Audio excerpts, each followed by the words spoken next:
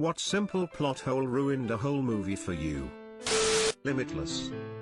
If he's so fucking smart, why didn't he pay the drug dealer? That would be like priority one even for your average moron.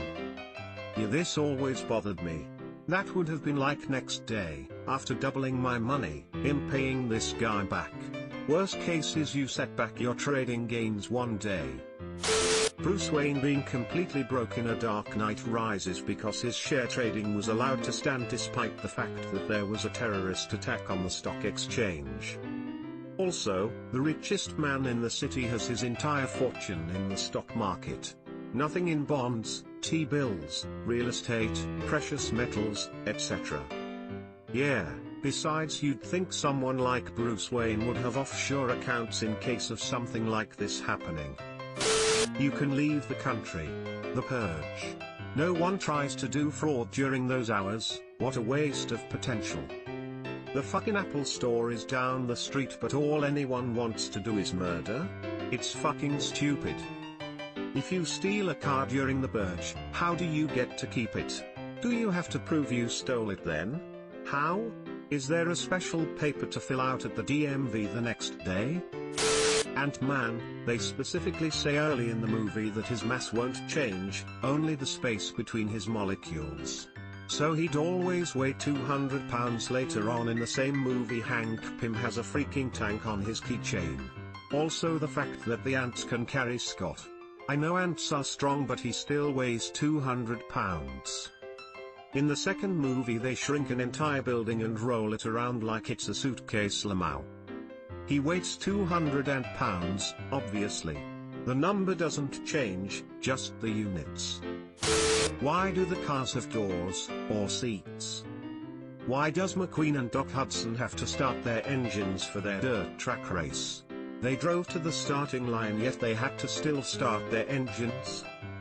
Consider that perhaps Cars is set in a post-apocalyptic world where self-driving cars became so advanced that they developed sentience and eradicated the humans that created them.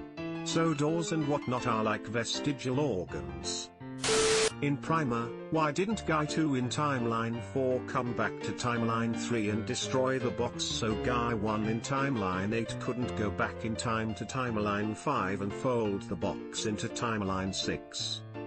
The title says simple plot hole. I love that movie. Jeepers Creepers. The monster guy has a scary truck with a license plate that says Beaten Goo. Are we to believe this demon monster went into the DMV or wherever to get this? And why would he drive anywhere? He has wings. Edit, more info.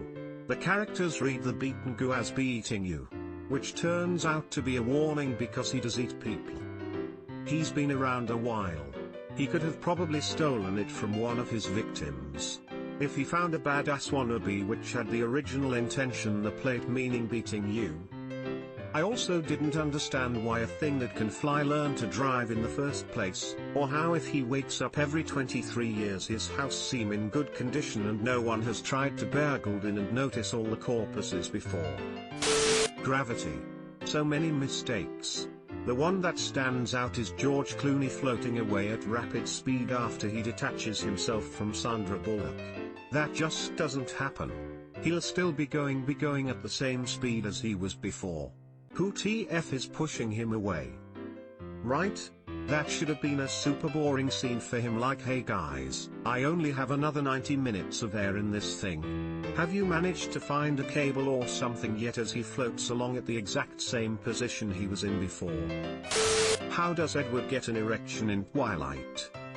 I'm sad to say that I know this because my sister is a die-hard fan and she got to choose the movie marathon last weekend, which always ends with debates on stuff like that. It's along the lines that the vampire venom is what moves instead, like a substitute blood of sorts. Rubber bands a small stake under it to support the length.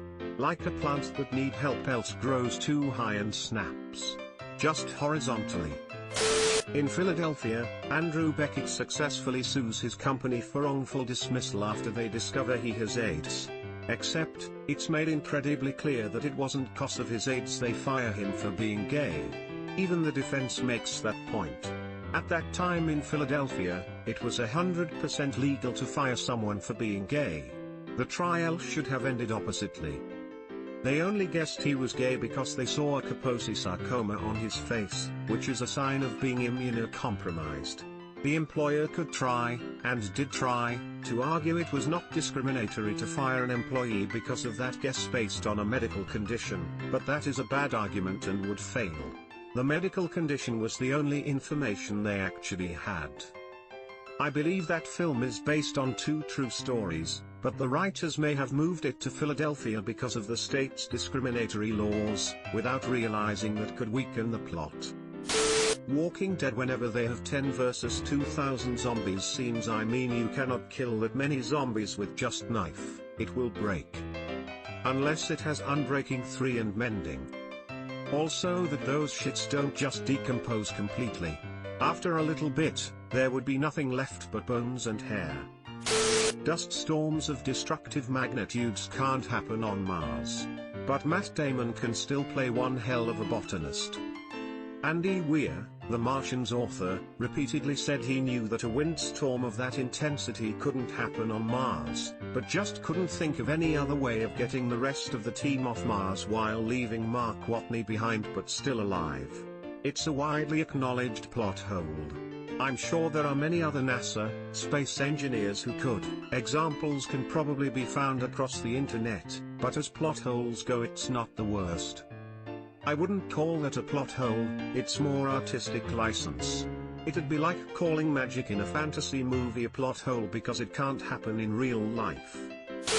Ben Affleck on Armageddon, wouldn't it be easier to train astronauts to be drillers than it would be to train oiled drillers to be astronauts? Michael Bay, shut the fuck up. That is such a guilty pleasure of a movie though. Michael Clark Duncan is a goddamn treasure and I will not hear otherwise. Raiders map. Fred and George saw Peter Pettigrew sleeping with Ron every night on the map. Het, the twins never said a word but they knew who he was. Good on Fred and George for not bullying Ron when they would see him sleeping in bed with some guy named Peter Pettigrew on the map.